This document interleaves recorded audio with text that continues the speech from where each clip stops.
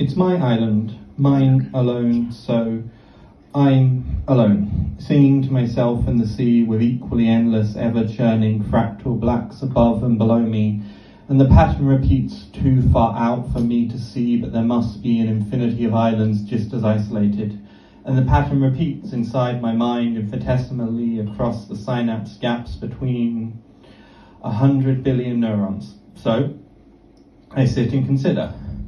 No way I can swim, even assured I'd see shore before I sank, and if I try and scream, but who'd hear before I broke my throat? I can only compile contemplations of complete isolation, all potential lacking action, surrounded by water so nothing gains traction. My eyes catch on crimson, a barbed kind of bright I can't pull out of my sight, so I'm stuck staring at a balloon as it bobs up and down over the horizon.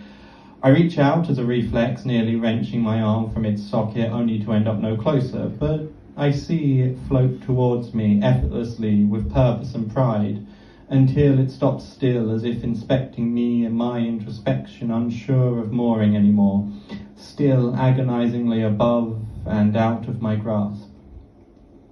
I ask it to come closer. No answer, no reply after my second try either. So I lash out, take a running start, and with every ounce of strength I pounce. It pops, unable to weave out of the way. No sooner am I alone in the air than I found the ground again. Only this time I'm clutching shreds of ripped rubber, already wrinkled and retracting, soon rotted away. Inside is my prize, a little putrefied but preserved enough for me to read the words.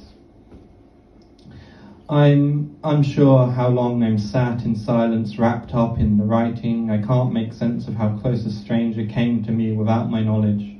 But whoever wrote this knew me and intimately. I'm reading and rereading each line, and every time I'm more sure I've been seen right through so thoroughly.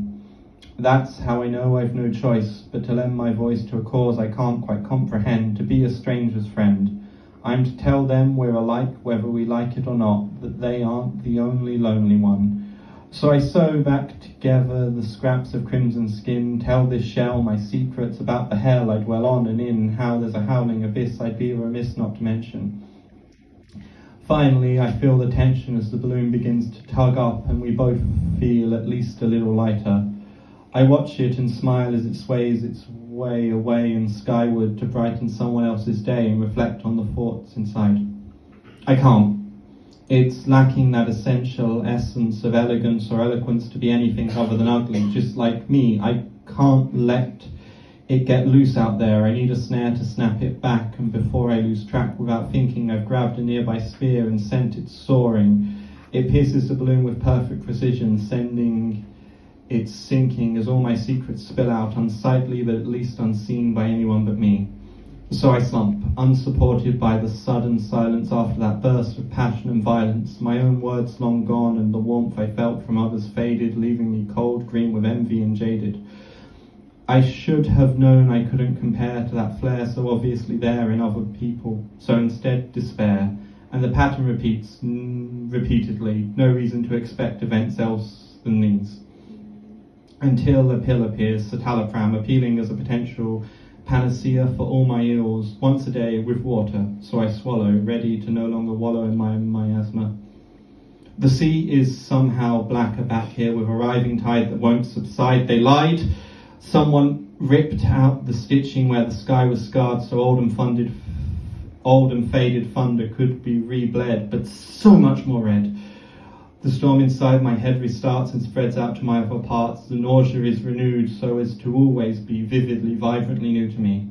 I barely move, but the next day, once more with water, and the pattern repeats with permutations so preparation is impossible.